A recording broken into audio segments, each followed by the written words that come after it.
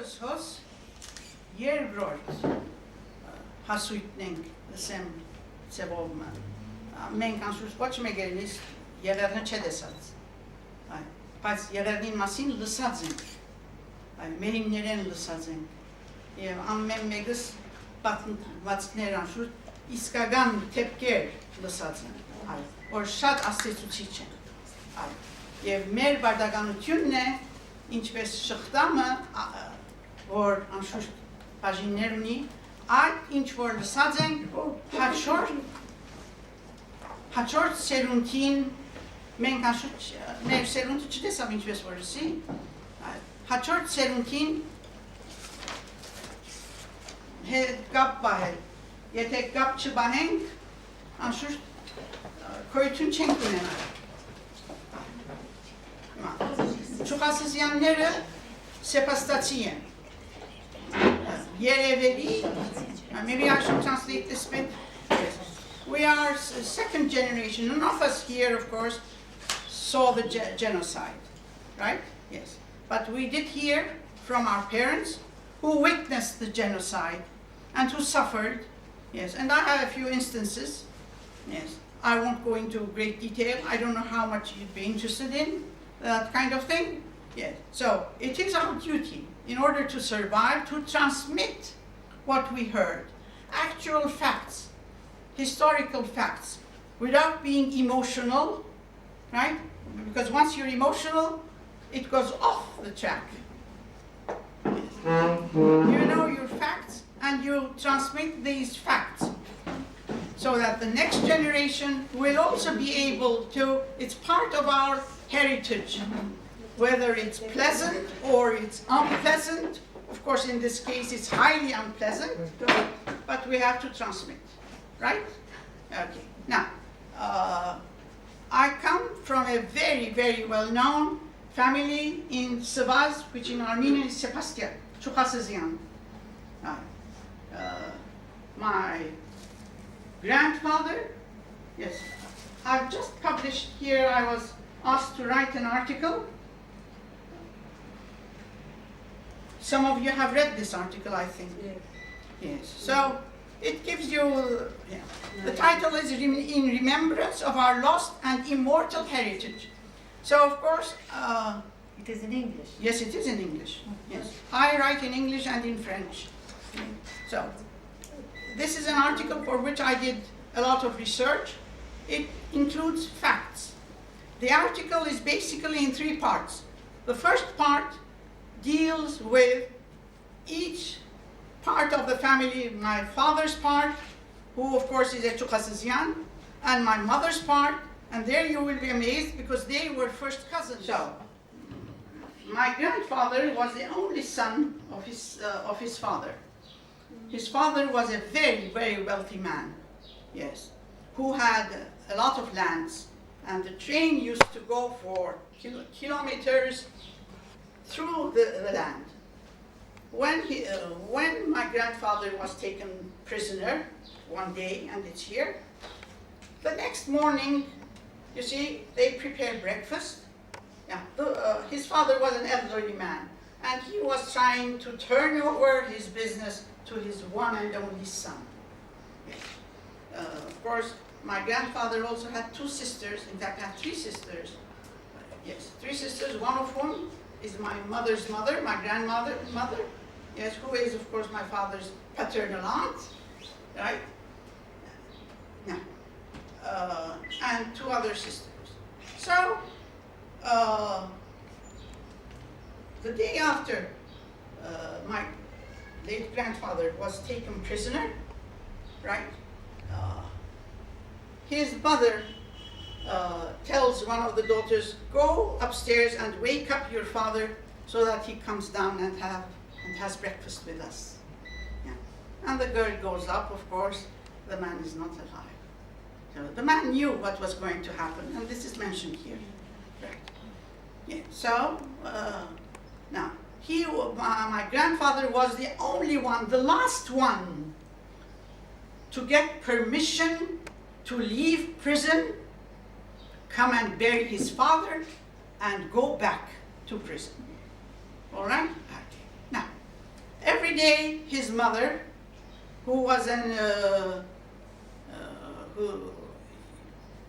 every day around noontime, his mother, who came from the Ansourian family, used to would have someone, a young man, carry food to her son in prison.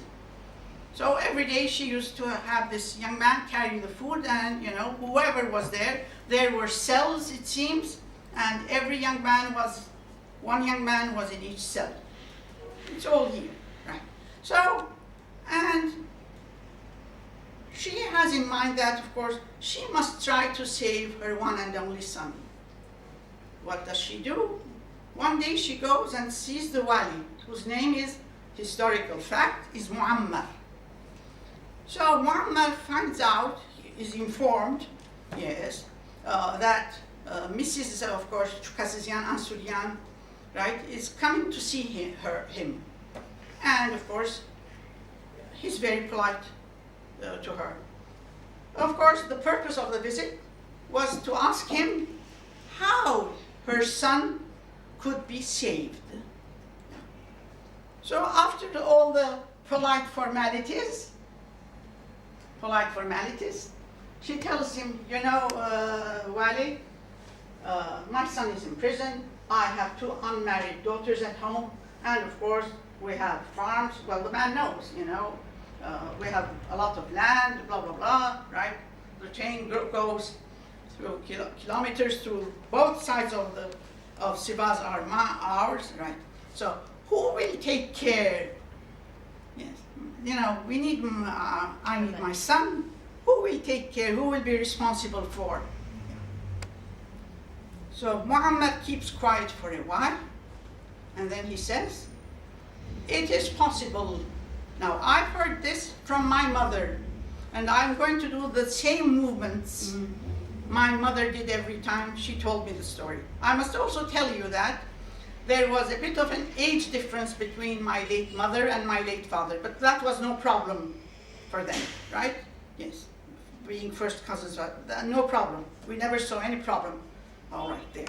I say we, I remember my sister, referring to my sister. So he said, yeah. İmkaniyeti var, the possibility is there. The woman immediately, of course, her heart jumps for joy. That's a very positive sentence, right? İmkaniyeti var. Hanımefendi, imkaniyeti var. Hanımefendi is madam, the possibility is there. The woman's heart jumps for joy. Yes. This is the next part of this statement. Hak dini, for them, of course, the Muslim religion is the one and only religion. Let him accept, and he will be saved. Yeah, he will be, immediately. The woman keeps quiet, right? She freezes, and then, of course, the visit is over, she leaves. The next day, as usual, she has the young man carry the food. She goes to her son. She tells him, Yavrum. Yavrum is always, Yavrum means my son. Yavrum, yesterday I went and saw the wali. And the son, of course, Krikor, listens to her. Yeah.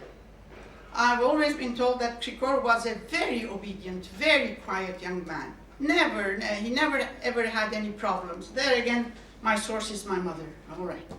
So she tells him, yesterday I went and saw the wali, Yavrum, and I told him that, we need you, I need you, you have to be responsible for all that we have, blah, blah, blah. And the wali said, Hanımefendi, hak dini, let him accept, and he will live. And now, the next thing is again a direct quotation from my mother. The son says, Mother, look, and she always did this movement. In every cell there's one. Whatever happens to these young men will happen to me. I'm not an exception. Yes, I will not be an exception, whatever. Ինչ որ անոնցլա, yes, ինչ Yes, inch anonk nuina. Yes, this is the sentence. I've heard, I don't know how many times. Yes. Madova speskene. There's cells, there's one in each cell. All right. So, as usual, of course, she has the young man carry the food. Yes, and of course, she generously offers the food to whoever is there. Like in Arabic, you say tfaddalu, tfaddalu. Yes, so for a few more days this goes on. By now, of course, the guards know her, know that there is this elderly lady who comes every day.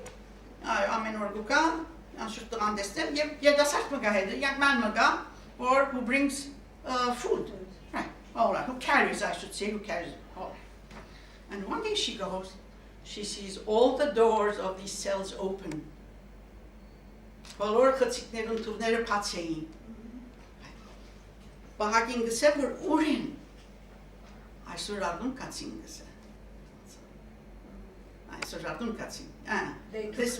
This morning they left. They left or they took? No. Katsin, they left. So I'm translating. Okay. All right, okay. They are free. Of course not. What used to happen is this. They used to take them by train for a short distance and then get them down and shoot them. Yes.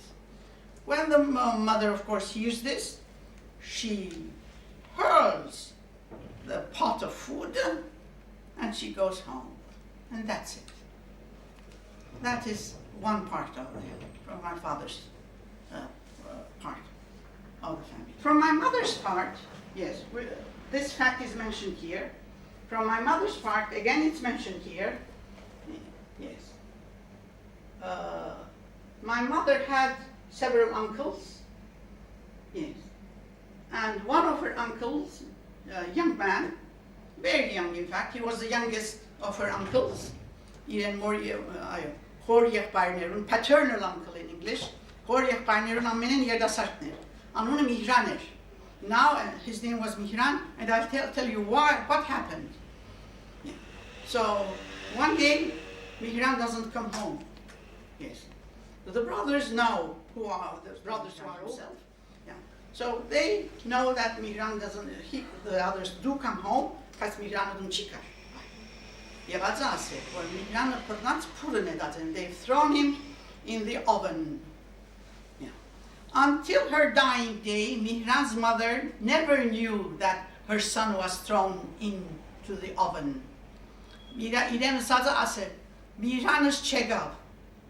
That's all. Mihran didn't come home. Yeah, of course didn't come home, but why didn't he come home? Right? So, it seems when my late grandmother became pregnant again for the last time, they agreed that they would call the son Mihran. So I happened to have an uncle, a maternal uncle, of course, whose name was Mihran. Yes. Now, other stories from the genocide, another one which is very short, Irabes. For a while, Iren Konya Katsinin. You have Konya Abladzen. Deportation, I'm sure, you have Konya Abladzen. The streets in Konya are very narrow. And why do I say this? Because this is very relevant, what I'm going to say in 2 minutes. Shatner Pogotsnere. Gendarmerie, of course,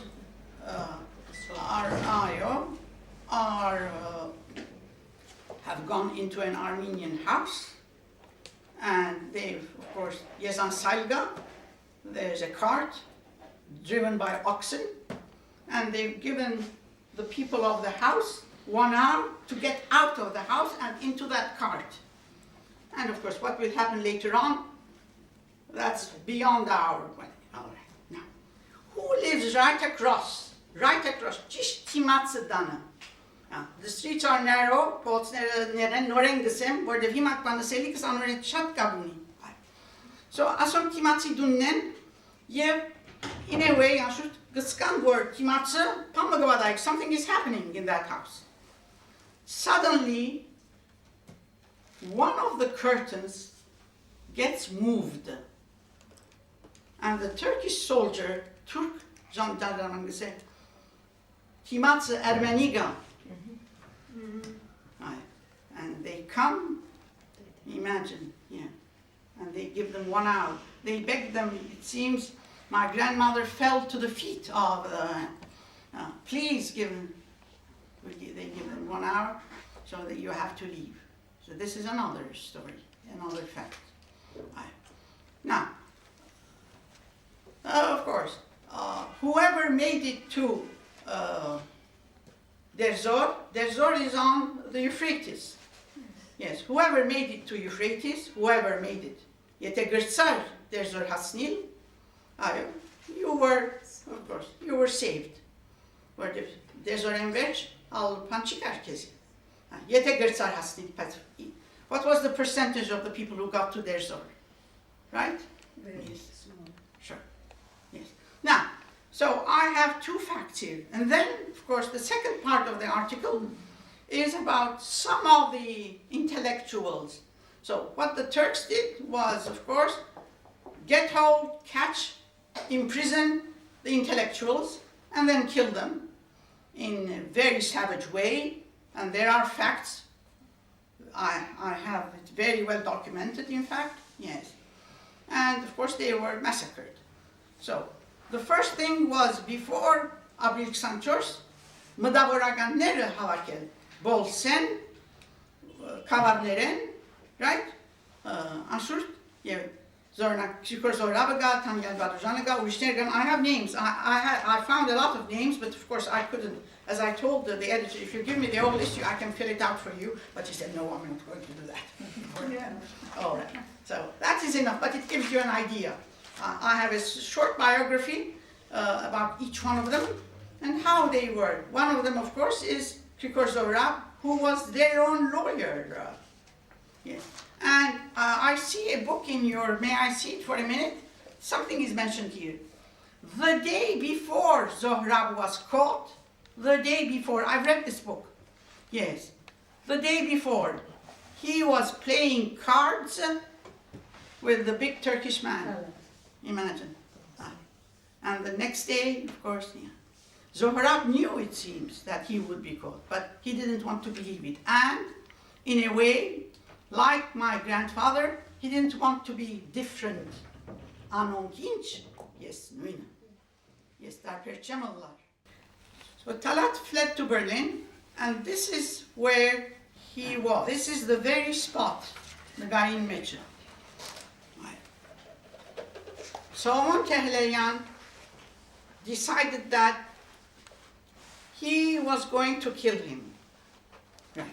And he observed very carefully every day Tehlerian. So he knew when when Talat was leaving his home, going back to his home, leaving his home again, going back to his home again. Yeah. And one day, he shot him dead with 1 shot of his revolver. 1 shot. Mek Gavarov, mek. Եվ հոդինգած մեռած է, հոս է դեղը, փողոցին անունը գա, թիվը գա, շատ քեղեցիկ դեղը։ Now, next point, Թուրքերը չեն ընդունած, որ քար մտրվի, plak մտրվի. The Turks have not accepted, have refused for plak մտրվի, որ that, of course, Talat got killed there. So there was a sham sud Tadavarchum Magar Tehlerian because he killed someone after all. You're a criminal, you kill someone. If I go and kill someone, I'm a criminal, right? So there was a sham court case, trial, and then it was said that, Tehlerian was not really very normal when he killed, right? And Tehlerian was released. So that's the end of that story, right? This is with historical facts, of course, here and there. And the last paragraph, of course, is what I will translate after I read it. On behalf of my late parents, I now solemnly, in deep reverence, their memory of all the memory of all the victims of the Armenian genocide. Yes, I bow in deep reverence to the memory of my late parents, their parents, and all those who died during the genocide. May their souls rest in everlasting peace. Amen. Amen, of course. Yes, անշուշտ կխոնարհիմ իրենց հիշադակին, ամենուն հիշադակին, որ անշուշտ զոհեր էին. They had nothing to do. Եվ անշուշտ դեր լուսավորե իրենց ոգին. Ասի վերջին ասով կփագեմ ես article. Հարցումներ ունի ուրիշ. What would you like to ask? Yes, well, your question, please. Yes, it's a kind of boring academic question, but maybe it's a starting point for conversation as sure. well. One of the things that are discussed actually in universities is how and when individual memories, family memories are connected into a collective narration. You have a lot of, in French, récits de mémoire. Yes, récits de mémoire, certainement. And the point that is always discussed in academic circles, if you want, is how you connect all this family history and make it a collective one. And my question is, who do you all think is legitimized to say this is our shared collective history? Not just mine, but ours. Who is? One thing I can tell you, there are a lot of poems, there are a lot of stories. Who is legitimized? To collect all this material. Oh, yes. I think this place is already an answer in itself. Yeah. But